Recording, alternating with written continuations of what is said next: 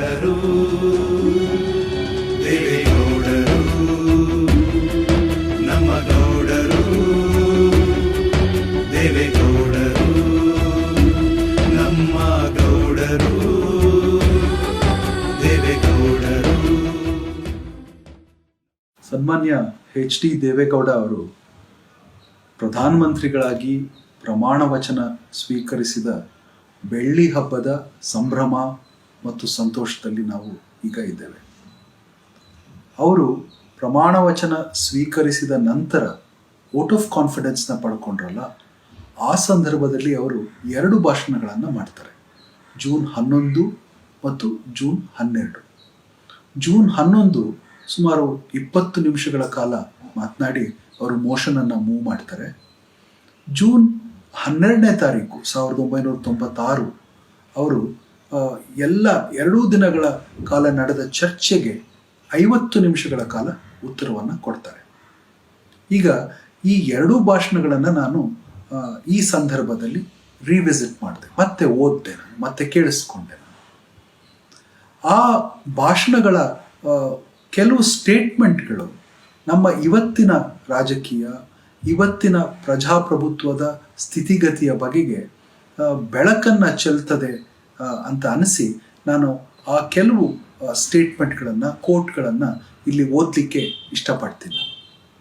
June 11ನೇ ತಾರೀಕು ಅವರು ಮೊದಲನೇ ದಿವಸ ಮಾತನಾಡಿದ್ರಲ್ಲ, ಅವತ್ತು ಅವರು ಹೀಗೆ ಹೇಳ್ತಾರೆ. ಒಂದು ಕಡೆ ಹೀಗೆ ಹೇಳ್ತಾರೆ, ಉದ್ದನೇ 20 ನಿಮಿಷದ ಭಾಷಣ, ಅದರಲ್ಲಿ ಒಂದೇ ಒಂದು ಕೋಟ್ ನನಗೆ ಬಹಳ ನಾಟ್ತು, ಅದನ್ನು ಮಾತ್ರ ಇಲ್ಲಿ ನಾನು ಪ್ರಸ್ತಾಪ ಮಾಡ್ತಾ ಇದ್ದೀನಿ. ಅವ್ರು ಹೇಳ್ತಾರೆ, today I am here seeking the vote of confidence. I may be here for 5 years as Prime Minister or 5 months. It is not a criteria for me. What I am going to do as Prime Minister of this country, that is important. I am going to spend every minute, every hour, every time for the sake of the nation, and I am going to prove that I am for the poorer sections of the society, for the downtrodden people and the minorities of this country. That is what I am going to do. That is my concern. That is how I work.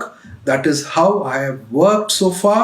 And I am going to say this with all sincerity at my command, that I give a word of promise, and if I commit any mistake, I am subject to the scrutiny of this house. ಅಂತ ಮಾತನಾಡ್ತಾರೆ. ಅಂದರೆ ಇಲ್ಲಿ ಅವರು ನಾನು 5 ತಿಂಗಳು ಪ್ರಧಾನಮಂತ್ರಿ ಆಗಿರ್ತೀನೋ 5 ವರ್ಷ ಪ್ರಧಾನಮಂತ್ರಿ ಆಗಿರ್ತೀನೋ ಅದು ಮುಖ್ಯ ಅಲ್ಲ, ಆದರೆ ನಾನು ಎಷ್ಟು ದಿನ ಆ ಕುರ್ಚಿಯ ಮೇಲೆ ಕೂತಿರ್ತೀನೋ ಅಷ್ಟು ದಿನ ನಾನು ಬಡವರಿಗಾಗಿ, ತುಳಿತಕ್ಕೊಳಗಾದವರ ಪರವಾಗಿ, ಈ ದೇಶದ ಮೈನಾರಿಟಿಗಳ ಪರವಾಗಿ ನಾನು ಕೆಲಸ ಮಾಡ್ತೀನಿ. ನಾನು ಇಲ್ಲಿವರೆಗೂ ಹಾಗೇ ಕೆಲಸ ಮಾಡ್ತಾ ಬಂದಿರೋದು, ಇನ್ನು ಮುಂದೆ ಕೂಡ ನಾನು ಹಾಗೇ ಕೆಲಸ ಮಾಡ್ತೀನಿ ಅಂತ ಒತ್ತಿ ಹೇಳ್ತಾರೆ. ಅಂದರೆ ಒಬ್ಬ ಪ್ರಧಾನಮಂತ್ರಿ ಆದವರು ದೇಶದ ಬಡವರ, ದೇಶದ ಮೈನಾರಿಟಿಗಳ, ದೇಶದ ತುಳಿತಕ್ಕೊಳಗಾದವರ ಬಗೆಗಿನ ಈ ಓಪನ್ ಆದ ಒಂದು ಕಾಳಜಿ ಇದೆಯಲ್ಲ, ಅಂದರೆ ಮೆಜಾರಿಟೇರಿಯನಿಸಮಿನ ಯಾವುದನ್ನು ನಾವು ಇವತ್ತು ನೋಡ್ತಾ ಇದ್ದೀವಿ, ಬಹುಸಂಖ್ಯಾತರ ಪರವಾದ ಮಾತುಗಳನ್ನು ಆಡುವಂತಹ ನಾಯಕರುಗಳ ನಾವು ಬಹಳಷ್ಟು ಕೇಳಿಸ್ಕೋತಾ ಇದ್ದೀವಿ, ನೋಡ್ತಾ ಇದ್ದೀವಿ. ಆ ಸಂದರ್ಭದಲ್ಲಿ ನಾವು ಇದನ್ನು ಆ ಸಿಚುವೇಶನ್ ಇಟ್ಟು ಇದನ್ನು ನಾವು ಗಮನಿಸಿದಾಗ ಹೇಗೆ ಖಡಾಖಂಡಿತವಾಗಿ, ಬಹಳ ಪಾರದರ್ಶಕವಾಗಿ, ನೇರವಾಗಿ ಅವರು ನಾನು ಯಾರ ಪರ ನಿಲ್ತೀನಿ ಅನ್ನೋದನ್ನು ಅವರು ಬಹಳ ಖಚಿತವಾಗಿ ಹೇಳ್ತಾರೆ. ಮತ್ತು ಒಂದು ಅಕೌಂಟಬಿಲಿಟಿಯ ಒಂದು ಮಾತನ್ನು ಕೂಡ ಕೊನೆಯಲ್ಲಿ ಹೇಳ್ತಾರೆ. ಅವರು ನಾನು ಏನೇ ತಪ್ಪು ಮಾಡಿದ್ರು ಈ ಹೌಸಿಗೆ, ಅಂದರೆ ಈ ಪಾರ್ಲಿಮೆಂಟಿಗೆ ನಾನು ಉತ್ತರ ಹೇಳಬೇಕಾದದ್ದು ನನ್ನ ಜವಾಬ್ದಾರಿ. ಅಂದರೆ ಪ್ರಜಾಪ್ರಭುತ್ವದ ಒಂದು ಮೂಲಭೂತ ಒಂದು ಸಿದ್ಧಾಂತ ಇದೆಯಲ್ಲ, ಅದಕ್ಕೆ ನಾನು ಬದ್ಧ. ನಾನು ಈ ಪಾರ್ಲಿಮೆಂಟ್ನಿಂದ ಎಂದೂ ಓಡ್ ಹೋಗಲ್ಲ, ಇಲ್ಲಿ ಏನೇ ಆದರೂ ಇಲ್ಲಿ ಬಂದು ಉತ್ತರ ಹೇಳ್ತೀನಿ ಅನ್ನೋ ಒಂದು ವಿಚಾರವನ್ನು ಹೇಳ್ತಾರೆ. ಸೊ ಇವತ್ತು ನಾವು ನೋಡ್ತಾ ಇರುವಂತಹ ರಾಜಕೀಯದ ಹಿನ್ನೆಲೆಯಲ್ಲಿ ಇದನ್ನು ಗಮನಿಸಿದಾಗ ಇದು ಬಹಳ ಸಿಗ್ನಿಫಿಕೆಂಟ್ ಅಂತ ನಮಗೆ ಅನ್ನಿಸ್ತದೆ. ಜೂನ್ 12ನೇ ತಾರೀಕು ಅವರು ನನಗೆ ಜೂನ್ 12ನೇ ತಾರೀಕಿನ ಭಾಷಣ ಇನ್ನಷ್ಟು ಮುಖ್ಯ. ಯಾಕೆ ಅಂತ ಹೇಳಿದ್ರೆ ಅಲ್ಲಿ ಅವರು ತಮ್ಮ ಸೆಕ್ಯುಲರಿಸಮ್ ಎಂತಹದ್ದು ಅನ್ನೋದನ್ನು ಅವರು ಪ್ರಸ್ತಾಪ ಮಾಡ್ತಾರೆ.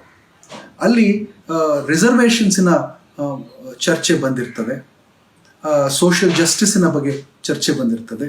ದೇವೇಗೌಡರು ದೈವ ಭಕ್ತರು. ಅವರ ಸೆಕ್ಯುಲರಿಸಮ್ ಅನ್ನು ಅವರು ವಿವರಿಸುವ ರೀತಿ ನಮಗೆ ಬಹಳ ಮನಮುಟ್ಟುವಂಥದ್ದು. ಅವ್ರು ಹೇಳ್ತಾರೆ, god is everywhere and god is in every one. God is in these pillars. ಅಂದರೆ ಈ ಪಾರ್ಲಿಮೆಂಟಿನ ಈ ಪಿಲ್ಲರ್ಗಳಲ್ಲೂ ಇದ್ದಾರೆ. My father was not such an educated man. ನಮ್ಮ ತಂದೆ ತುಂಬ ಓದ್ದಂಥ ಮನುಷ್ಯ ಅಲ್ಲ, ಆದರೆ ಅವರು ನನಗೆ ಹಿರಣ್ಯಕಶಿಪುವಿನ ಕತೆ ಹೇಳಿದರು, ಪ್ರಹ್ಲಾದನ ಕತೆ ಹೇಳಿದರು. ಆ್ಯಂಡ್ ಈ ಕಂಬಗಳಿಂದಲೂ ಕೂಡ, ನಿರ್ಜೀವ ಅನ್ನಿಸುವಂತಹ ಈ ಕಂಬಗಳಿಂದಲೂ ಕೂಡ ದೇವರು ಹೊರಬರಬಹುದು ಅಂತ ಅವ್ರು ಹೇಳಿದರು. ಹಾಗಾಗಿ ಪ್ರತಿಯೊಬ್ಬರಲ್ಲೂ, ಪ್ರತಿ ಮನುಷ್ಯನಲ್ಲೂ ದೇವರು ಇರ್ತಾನೆ. ನಾವು ಆ ದೇವರನ್ನು ನಾವು ಸನ್ಮಾನಿಸಬೇಕಾದ್ರೆ, ನಮ್ಮ ದೇವರನ್ನು ನಾವು ಸನ್ಮಾನಿಸಬೇಕಾದ್ರೆ ಪ್ರತಿಯೊಬ್ಬ ಮನುಷ್ಯನಲ್ಲಿರುವ ದೇವರನ್ನು ನಾವು ಗಮನಿಸಬೇಕು, ಅದಕ್ಕೆ ನಾವು ಸನ್ಮಾನವನ್ನು ಕೊಡಬೇಕು. ಸೊ ಭೇದ ಭಾವದ ಮಾತು ನನ್ನ ನಡುವೆ ಇಲ್ಲ, ನನ್ನಲ್ಲಿ ಇಲ್ಲ, ನಾನು ಎಲ್ಲರಿಗಾಗಿ ಕೆಲಸ ಮಾಡ್ತೀನಿ. ಸೊ ಇದು ಅವರ ಬರೀ ಅವರ ದೈವ ನಂಬಿಕೆ ಇದೆಯಲ್ಲ, ಅದರ ಮೂಲಕ ಪ್ರಜಾಪ್ರಭುತ್ವದ ಸಿದ್ಧಾಂತಗಳನ್ನು, ಸೋಷಿಯಲ್ ಜಸ್ಟಿಸ್ಸಿನ ಪ್ರಿನ್ಸಿಪಲ್ಸನ್ನು, ಮಾನವೀಯತೆಯ ವಿಚಾರಗಳನ್ನು, ಜಸ್ಟಿಸ್ ಅನ್ನೋ ಒಂದು ಐಡಿಯಾ ಇದೆಯಲ್ಲ, ನ್ಯಾಯ ಮತ್ತು ನೀತಿಯ ಐಡಿಯಾಗಳನ್ನು ತಮ್ಮದೇ ರೀತಿಯಲ್ಲಿ ಅವ್ರು ಹೇಗೆ ಕಂಡುಕೊಂಡು ಅವತ್ತು ಪ್ರಾಮಾಣಿಕವಾಗಿ ಮಾತನಾಡ್ತಾರೆ ಅಂತ ಈ ಒಂದು ಸ್ಟೇಟ್ಮೆಂಟಿನ ಮೂಲಕ ನಮಗೆ ಗೊತ್ತಾಗ್ತದೆ. ಹಾಗೆ ಇನ್ನೊಂದು ಭಾಳ ಇಂಟ್ರೆಸ್ಟಿಂಗ್ ಆದಂತಹ ಪ್ರಶ್ನೆ ಅಲ್ಲಿ ಉದ್ಭವಿಸ್ತದೆ. ಅಂದರೆ ಕರಪ್ಷನ್ನ ಬಗ್ಗೆ ಮಾತು ಬರ್ತದೆ. ಅದಕ್ಕೆ ಉತ್ತರ ಹೇಳ್ತಾ ಅವ್ರು ಹೇಳ್ತಾರೆ, 10 questions per day were framed by one senior jurist during the days of Rajiv Gandhi. I do not want to comment about it. If you want to frame 100 questions per day, I have no objection. I will take all of them seriously ಅಂತ ಅವ್ರು ಮತ್ತೊಂದು ಸ್ಟೇಟ್ಮೆಂಟನ್ನು ಮಾಡ್ತಾರೆ. ಅಂದರೆ ನನಗೆ ನೀವು ಎಷ್ಟು ಪ್ರಶ್ನೆ ಬೇಕಾದರೂ ಕೇಳಿ, ನಾನು ಉತ್ತರ ಹೇಳ್ತೀನಿ. ರಾಜೀವ್ ಗಾಂಧಿಗೆ ರಾಮ್ ಜೇಠ್ಮಲಾನಿಯವರು 10 ಪ್ರಶ್ನೆ ಕೇಳ್ತಾ ಇದ್ರು ಪ್ರತಿದಿನ. ನೀವು ನನಗೆ 100 ಕೇಳಿ, ನಾನೇನು ಅದರಿಂದ ಗಾಬರಿ ಆಗೋಲ್ಲ. ನಾನು ಎಲ್ಲಕ್ಕೂ ಉತ್ತರಿಸುವ ಇದನ್ನು ನಾನು ಸೀರಿಯಸ್ ಆಗಿ ತಗೋತೀನಿ, ಎಲ್ಲಕ್ಕೂ ಉತ್ತರಿಸುವ ಒಂದು ಜವಾಬ್ದಾರಿ ನನ್ನದು ಅಂತ ನಾನು ತಿಳ್ಕೊತೀನಿ ಅಂತ ಹೇಳ್ತಾರೆ. ಇವತ್ತು ಎಷ್ಟು ಜನ ನಮ್ಮ ನಾಯಕರು, ಬಹಳ ಉನ್ನತ ಸ್ಥಾನಗಳಲ್ಲಿರುವಂತಹ ನಾಯಕರು, ನಾನು ಜನರ ಪ್ರಶ್ನೆಗಳನ್ನು ಸ್ವೀಕರಿಸ್ತೀನಿ, ಮಾಧ್ಯಮದವರ ಪ್ರಶ್ನೆಗಳನ್ನು ಸ್ವೀಕರಿಸ್ತೀನಿ, ಎಲ್ಲಕ್ಕೂ ಉತ್ತರಗಳನ್ನು ಕಂಡುಕೊಳ್ಳುವ ಪ್ರಯತ್ನವನ್ನು ಮಾಡ್ತೀನಿ ಅಂತ ಹೇಳ್ತಾರೆ. ನಮ್ಮ ಇವತ್ತಿನ ಉನ್ನತ ಸ್ಥಾನದಲ್ಲಿ ಕೂತಿರುವಂಥವ್ರು ಎಷ್ಟು ಪ್ರೆಸ್ ಕಾನ್ಫರೆನ್ಸ್ಗಳನ್ನು ಮಾಡ್ತಾರೆ, ಎಷ್ಟು ಪ್ರಶ್ನೆಗಳನ್ನು ಸ್ವೀಕರಿಸ್ತಾರೆ. ಆ ಮನಸ್ಥಿತಿ ಇದೆಯೇ ಇವತ್ತಿನ ನಮ್ಮ ಪ್ರಜಾಪ್ರಭುತ್ವದಲ್ಲಿ ಅಂತ ನೋಡಿದಾಗ ನಮ್ಮ ದೇವೇಗೌಡರು ಅವತ್ತು ಆ ಹೇಳಿದ ಮಾತು ಅದಕ್ಕೆ ಅನುಗುಣವಾಗಿ ನಡ್ಕೋತಾರೆ ಕೂಡ. ಅವರು ಎಲ್ಲೂ ಕೂಡ ಅವರು ನುಣುಚ್ಕೊಳಕ್ಕೆ ಹೋಗೋದಿಲ್ಲ. ಎಲ್ಲ ಪ್ರಶ್ನೆಗಳಿಗೂ ಉತ್ತರ ಕೊಡುವ ಒಂದು ಪ್ರಯತ್ನವನ್ನು ತಮ್ಮ ಪ್ರಧಾನಮಂತ್ರಿ ಅವಧಿಯ ಉದ್ದಕ್ಕೂ ಅವರು ಮಾಡ್ತಾ ಹೋಗ್ತಾರೆ. ಇನ್ನೊಂದು ಭಾಳ ಇಂಟ್ರೆಸ್ಟಿಂಗ್ ಆದಂತಹ ಕೋಟ್ ನನಗೆ ಅನಿಸಿದ್ದು ಅಂತ ಹೇಳಿದ್ರೆ, ಅವರಿಗೆ ತಾವು ಹಳ್ಳಿಯಿಂದ ಬಂದದ್ದು, ತಾವು ಒಂದು ಬಡ ರೈತ ಕುಟುಂಬದಿಂದ ಬಂದಂಥ ಒಂದು ಐಡೆಂಟಿಟಿ ಇತ್ತಲ್ಲ, ಒಂದು ಹ್ಯುಮಿಲಿಟಿ ಇತ್ತಲ್ಲ, ಅದರಿಂದ ಬಂದಂತಹ ಅದನ್ನು ಅವರು ಒಂದು ಖಿನ್ನತೆ ಅವರಲ್ಲಿ ಅದು ಉಂಟು ಮಾಡೋಲ್ಲ. ಅವರು ಅದನ್ನು ನೇರವಾಗಿ ಹೇಳ್ತಾರೆ. I am a person who lives in my village. I am a person who lives with my farmers. I am a person who lives with my peasants. I am a man who lives with my workers. That is how I have come to this position ಅಂತ ಹೇಳ್ತಾರೆ. ಅಂದರೆ ಇರೋದು ಇಲ್ದಿರೋದು ಎಲ್ಲ ಸೇರಿಸ್ಕೊಂಡು ಒಂದು ಪ್ರಭಾವಳಿಯನ್ನು ಕಟ್ಟಿಕೊಂಡು ತಮಗೆ ನಾಯಕತ್ವ ಸಿಕ್ಕ ನಂತರ ನಮ್ಮ ಅನೇಕ ನಾಯಕರು ಏನು ಮಾಡ್ತಾರೆ ಅಂತ ಹೇಳಿದ್ರೆ, ಒಂದು ಪ್ರಭಾವಳಿಯನ್ನು ಕಟ್ಕೊಳ್ಳಿಕ್ಕೆ ಪ್ರಯತ್ನ ಪಡ್ತಾರೆ. ನಾನು ಇದಾಗಿದ್ದೆ, ನಾನು ಆ ಕೆಲಸ ಮಾಡಿದ್ದೆ, ನಾನು ಆದ್ರಿಂದಲೇ ಭಗವಂತ ನನಗೆ ಈ ದೊಡ್ಡ ಸ್ಥಾನವನ್ನು ಕೊಟ್ಟಿರೋದು, ಇದು ನನ್ನ ಹಕ್ಕು ಅನ್ನೋ ರೀತಿಯಲ್ಲಿ ಮಾತನಾಡ್ತಾರೆ. ದೇವೇಗೌಡರು ಹಾಗೆ ಮಾತನಾಡೋಲ್ಲ. ದೇವೇಗೌಡರು ಏನು ಹೇಳ್ತಾರೆ, ನಾನು ಒಂದು ಬಡ ಕುಟುಂಬದಿಂದಲೇ ಬಂದವನು, ನಾನು ರೈತರ ಜೊತೆನೇ ಬದುಕ್ತವನು, ನಾನು ಕಾರ್ಮಿಕರ ಜೊತೆನೇ ಬದುಕ್ತವನು, ನಾನು ಹಾಗಾಗಿಯೇ ಇಲ್ಲಿಗೆ ಬಂದಿದ್ದೇನೆ. ಅಂದರೆ ಅವರು ತಮ್ಮ ಏಳಿಗೆಯನ್ನು, ಅದರ ದಾರಿಯನ್ನು ಅವ್ರು ಹೇಗೆ ಕಂಡುಕೊಂಡ್ರು ಅನ್ನೋದು ನಮಗೆ ಈ ಕೋಟಿನ ಮೂಲಕ ಗೊತ್ತಾಗ್ತದೆ. ಕೊನೆಯದಾಗಿ ಅವರ ಆಕ್ಸೆಸಿಬಿಲಿಟಿ ಮತ್ತು ಅವರ ಸರಳ ಬದುಕು, ಅವ್ರು ಹೇಗೆ ಇವತ್ತು ಬಹಳ ಕಷ್ಟ, ಒಬ್ಬ ಸಣ್ಣ ಮಂತ್ರಿಯನ್ನು ಭೇಟಿ ಮಾಡೋದು ಕೂಡ ಕಷ್ಟ. ಅವ್ರಿಗೂ SPG ಇತ್ತು, ಅವ್ರಿಗೂ ಸಾಕಷ್ಟು ಸೆಕ್ಯೂರಿಟಿ ಇತ್ತು. ಆದರೂ ದೇವೇಗೌಡರು ಒಂದು ಮಾತನ್ನು ಹೇಳ್ತಾರೆ ತಮ್ಮ ಜೂನ್ 12 ಭಾಷಣದಲ್ಲಿ ಕೊನೆ ಆಬ್ಸಲ್ಯೂಟ್ ಕೊನೆ 50 ನಿಮಿಷ ಮಾತಾಡಿರ್ತಾರೆ. ಆ ಕೊನೆಯ ಗಳಿಗೆಯಲ್ಲಿ ಅವ್ರು ಇದನ್ನು ಹೇಳ್ತಾರೆ. I want to assure the house that for any honorable member of this house, any time before 9 to 9:30 in the night and in the morning at 8 o'clock, I am available when I am at headquarters, andre Delhi iddaga. There is no question of any hesitation to any member. This is one thing I would like to make myself clear. There is no mixing of politics so far as development works are concerned anta ಹೇಳ್ತಾರೆ. ಇಲ್ಲಿ development works ಇತ್ಯಾದಿಗಳ ವಿಚಾರ ಬಿಡಿ, ಆದರೆ ಒಬ್ಬ ಪ್ರಧಾನ ಮಂತ್ರಿ ಯಾರು ಬೇಕಾದರೂ ಬೆಳಿಗ್ಗೆ ರಾತ್ರಿ 9 ರಿಂದ 9:30 ಸಂದರ್ಭದ ಒಳಗಡೆ ಮತ್ತು ಸಂಜೆ 9 ರಿಂದ 9:30 ಒಳಗಡೆ ಮತ್ತು ಬೆಳಿಗ್ಗೆ 8 ಗಂಟೆಯ ನಂತರ ನನ್ನನ್ನು ಯಾರು ಬೇಕಾದರೂ ಸಂಪರ್ಕಿಸ್ಬೋದು, ಯಾವ MP ಬೇಕಾದರೂ ನನಗೆ ಫೋನನ್ನು ಮಾಡ್ಬೋದು ಅಂತ ಹೇಳ್ತಾರೆ. ಇದನ್ನು ಯಾಕೆ ಇಲ್ಲಿ ನಾನು ಹೇಳಲಿಕ್ಕೆ ಇಷ್ಟಪಡ್ತಾ ಇದ್ದೀನಿ ಅಂದರೆ, ಅವರು ತಮ್ಮ ಅಧಿಕಾರವನ್ನು ಕಳ್ಕೊಳ್ಳುವ ಒಂದು ಸಂದರ್ಭ ಬರ್ತದಲ್ಲ, ಏಪ್ರಿಲ್ 1997ರಲ್ಲಿ.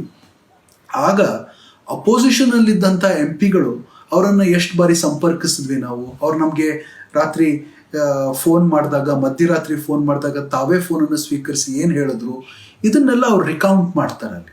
ಅಂದರೆ ಅವ್ರು ಕೊಟ್ಟ ಮಾತಿದೆಯಲ್ಲ, ಮೊದಲನೇ ದಿವಸ ಕೊಟ್ಟ ಮಾತನ್ನು ಉಳಿಸ್ಕೋತಾರೆ. ಅಪೋಸಿಷನಲ್ಲಿದ್ದ MP ಗಳು ಯಾರು ಅವ್ರ ಅಧಿಕಾರವನ್ನು ಕಿತ್ಕೋಬೇಕು ಅಂತ ಪ್ರಯತ್ನ ಪಡ್ತಾ ಇರ್ತಾರೋ ಅವರೂ ಸಹ ಈ ಮಾತನ್ನು ಅಕ್ನಾಲೇಜ್ ಮಾಡ್ತಾರೆ ಕೊನೆಯ ದಿನ.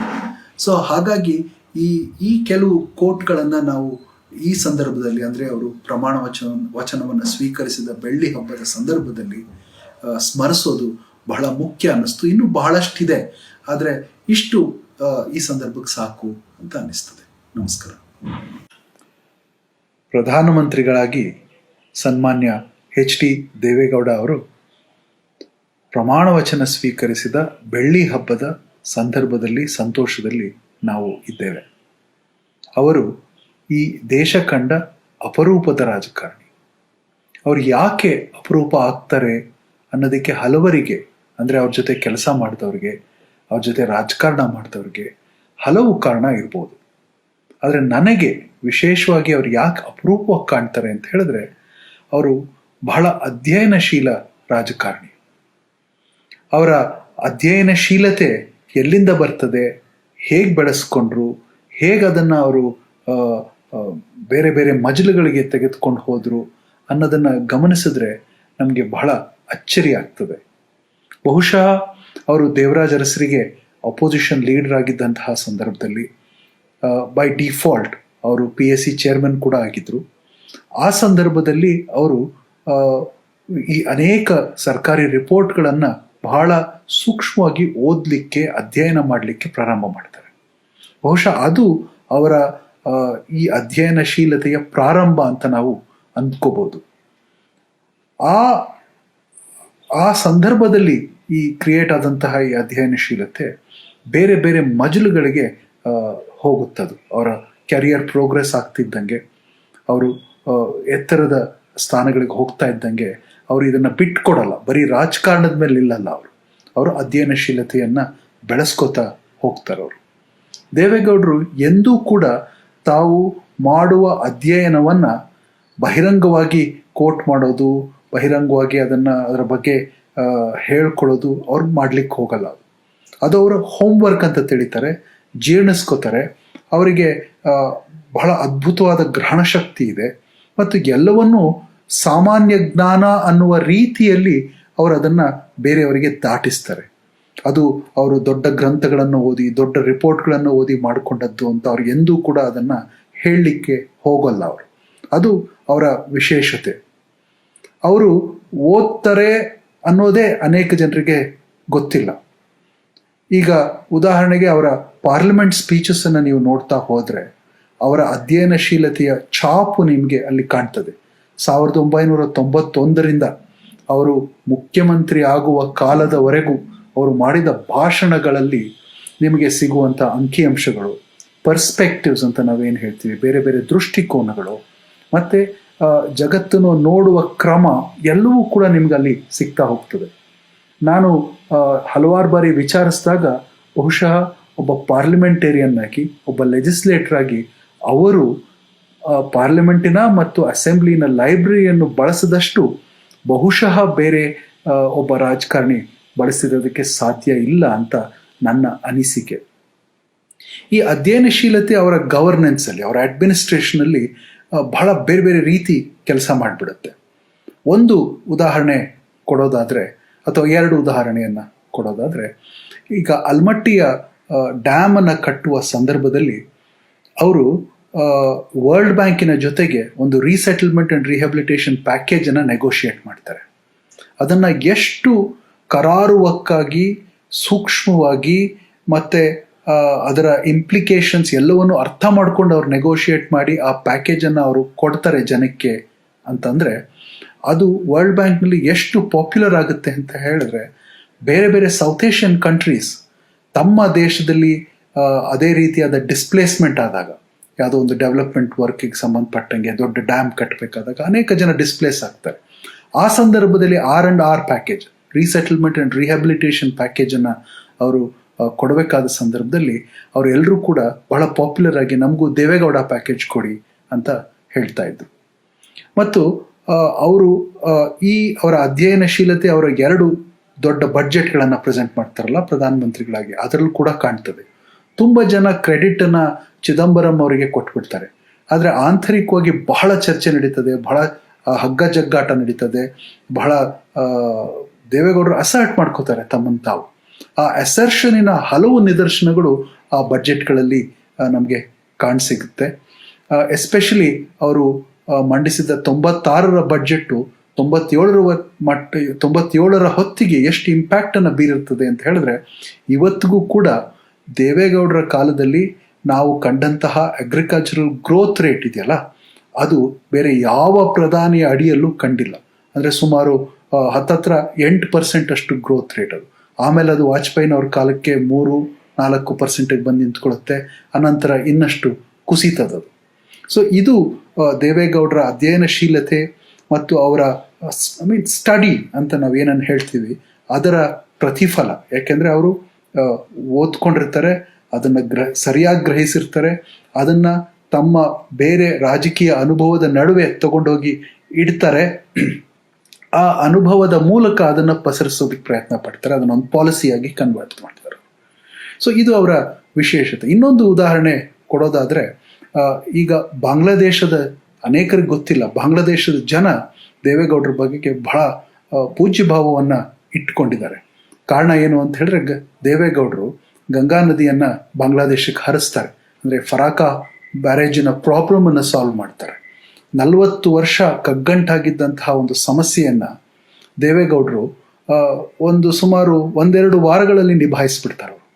ಅಂದರೆ ಎಷ್ಟು ನೀರು ಹರಿಬೇಕು, ಆ ನೀರು ಹರಿದ್ರೆ ಏನಾಗುತ್ತೆ, ಆ ನೀರು ನಮಗೆ ಎಷ್ಟು ಎಫೆಕ್ಟ್ ಆಗುತ್ತೆ, ಈ ಥರ ಎಲ್ಲವನ್ನೂ ಒಂದು ಬ್ಯಾಕ್ ಆಫ್ ದಿ ಆನ್ವಲಪ್ ಕ್ಯಾಲ್ಕುಲೇಷನಲ್ಲಿ ಅವರು ಮಾಡಿ, ಜ್ಯೋತಿ ಬಸು ಅವರನ್ನು ಕನ್ವಿನ್ಸ್ ಮಾಡಿ, ಬಾಂಗ್ಲಾದೇಶದ ಜನರನ್ನು ಕನ್ವಿನ್ಸ್ ಮಾಡಿ, ಅಲ್ಲಿನ ವಾಟರ್ ಮ್ಯಾನೇಜ್ಮೆಂಟ್ ಎಕ್ಸ್ಪರ್ಟ್ಸನ್ನು ಕನ್ವಿನ್ಸ್ ಮಾಡಿ, ನಮ್ಮ ಕಡೆ ಇದ್ದಂತಹ ಅನೇಕ ಇಂಜಿನಿಯರ್ಗಳನ್ನು ಮತ್ತು ವಾಟರ್ ರಿಸೋರ್ಸ್ ಎಕ್ಸ್ಪರ್ಟ್ಸನ್ನು ಕನ್ವಿನ್ಸ್ ಮಾಡಿ ಅವರು ಇಂಡೋ ಬಾಂಗ್ಲಾದೇಶ್ ಟ್ರೀಟಿಯನ್ನು ಸೈನ್ ಮಾಡ್ತಾರೆ. ಅವರು ಆ ಟ್ರೀಟಿಯನ್ನು ಸೈನ್ ಮಾಡಿದ ನಂತರ ಅನೇಕ ಜನ ಅದರ ಬಗೆಗೆ ಬಾಂಗ್ಲಾದೇಶನ ಎಕ್ಸ್ಪರ್ಟ್ಸ್ ಬರೆದಿದ್ದಾರೆ.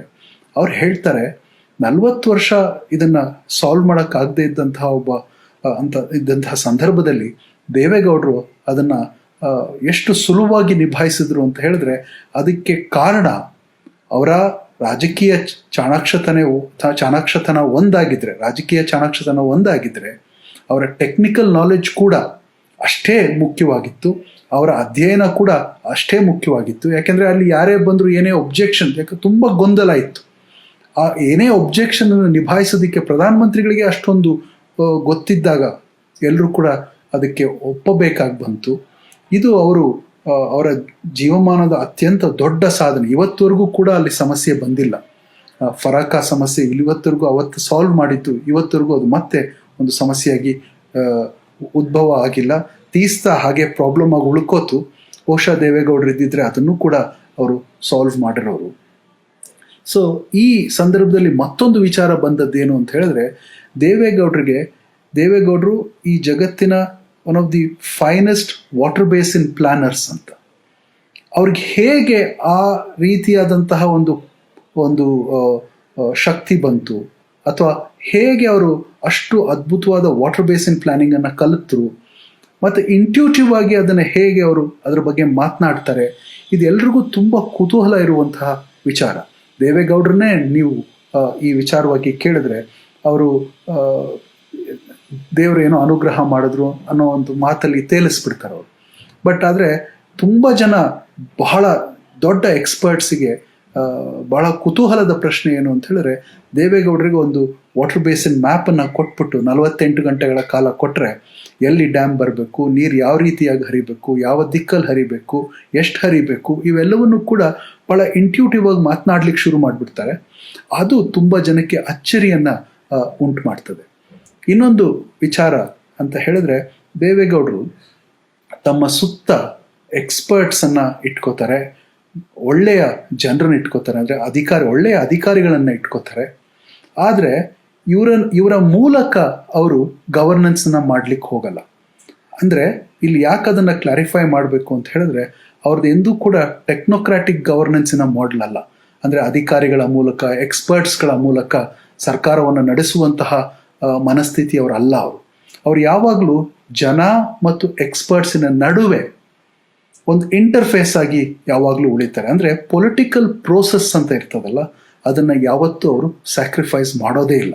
ಅವ್ರ ಇಡೀ ಜೀವಮಾನದಲ್ಲಿ ಅವರ ಅಡ್ಮಿನಿಸ್ಟ್ರೇಟಿವ್ ಇದನ್ನು ನಾವು ನೋಡ್ತಾ ಬಂದರೆ, ಅವ್ರು ಯಾವತ್ತೂ ಕೂಡ ಆ ಪೊಲಿಟಿಕಲ್ ಪ್ರೋಸೆಸ್ಸನ್ನು ಸಪೋರ್ಟ್ ಆಗ್ಲಿಕ್ಕೆ ಬಿಡೋದೇ ಇಲ್ಲ. ಅವರು ಇಂಟರ್ಫೇಸ್ ಆಗಿ ಉಳಿತಾರೆ.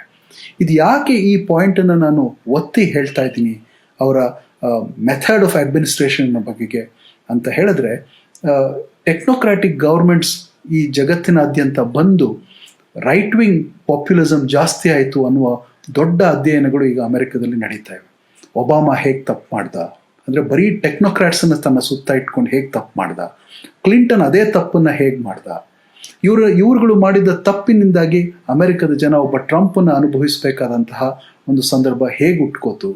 ಸೊ ಟೆಕ್ನೋಕ್ರಾಟಿಕ್ ಗವರ್ನೆನ್ಸನ್ನು ಮಾಡೋದರ ಮೂಲಕ, ಅಂದರೆ ಪಾಲಿಟಿಕ್ಸ್ನ ಜನರ ಒಂಥರದ ಸಂವಾದವನ್ನು ಕಡಿತಗೊಳಿಸಿ ಎಕ್ಸ್ಪರ್ಟ್ಸಿನ ಅಭಿಪ್ರಾಯವನ್ನು ತುರುಕುವ ಒಂದು ಕೆಲಸ ಇದೆಯಲ್ಲ, ಅಥವಾ ಒಂದು ಗವರ್ನೆನ್ಸ್ ಮಾಡೆಲ್ ಇದೆಯಲ್ಲ, ಅದನ್ನು ದೇವೇಗೌಡರು ಎಂದೂ ಮಾಡಲಿಲ್ಲ. ಅದು ಮಾಡಿದ್ದಿದ್ರೆ ಅವರು ಬಹುಶಃ ಈಗ ಆದಷ್ಟು ಸಕ್ಸಸ್ ಅನ್ನು ಪಡಿಲಿಕ್ಕೆ ಸಾಧ್ಯ ಇರ್ತಾ ಇರಲಿಲ್ಲ.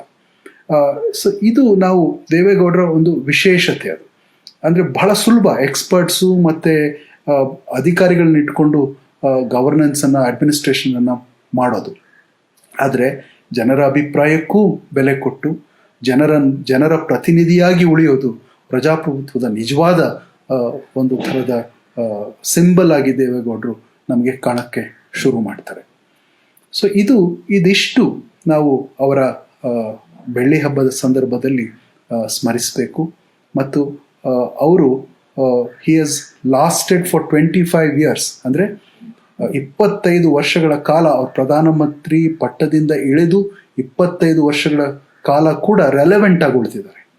ಜಗತ್ತಿನ ಯಾವ ಪ್ರಧಾನಮಂತ್ರಿಯೂ, ಯಾವ ಅಧ್ಯಕ್ಷನೂ, ರಾಷ್ಟ್ರಾಧ್ಯಕ್ಷನೂ ಈ ರೀತಿ 25 ವರ್ಷಗಳ ಕಾಲ ರೆಲೆವೆಂಟ್ ಆಗಿ ಉಳಿದಿಲ್ಲ.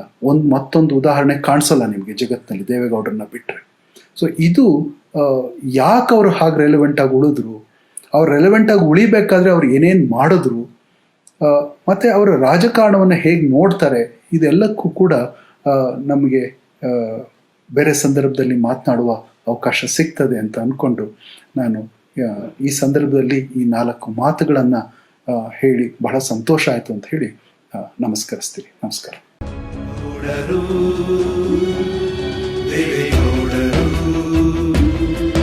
ನಮ್ಮ ಗೌಡರು, ದೇವೇಗೌಡರು, ನಮ್ಮ ಗೌಡರು, ದೇವೇಗೌಡರು. ನಮ್ಮ ಯೂಟ್ಯೂಬ್ ಚಾನಲ್ಗೆ ಸಬ್ಸ್ಕ್ರೈಬ್ ಆಗಿ, ಪಕ್ಕದಲ್ಲಿ ಕಾಣಿಸೋ ಬೆಲ್ ಬಟನ್ನ ಕ್ಲಿಕ್ ಮಾಡಿ, ಲೈಕ್ ಮಾಡಿ, ಕಮೆಂಟ್ ಮಾಡಿ ಮತ್ತು ಶೇರ್ ಮಾಡಿ.